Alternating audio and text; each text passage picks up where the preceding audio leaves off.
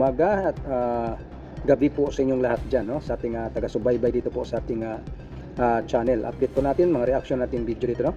Yan, sa lahat pong ating tagapanood dyan, no? Sa lahat ng sumusuporta dito sa ating YouTube channel. Maraming salamat po sa inyong lahat.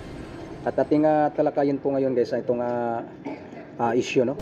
Itong mga mensahe at sinasabi ni Atty. Harry Roque na parang napansin niya yung administrasyon ito ay baka magkaroon ng martial law dahil po sa mga mensahe ni PBBM nitong parang na mention ni PBBM yung annex, no? Yung issue ng Philippine Sea, yung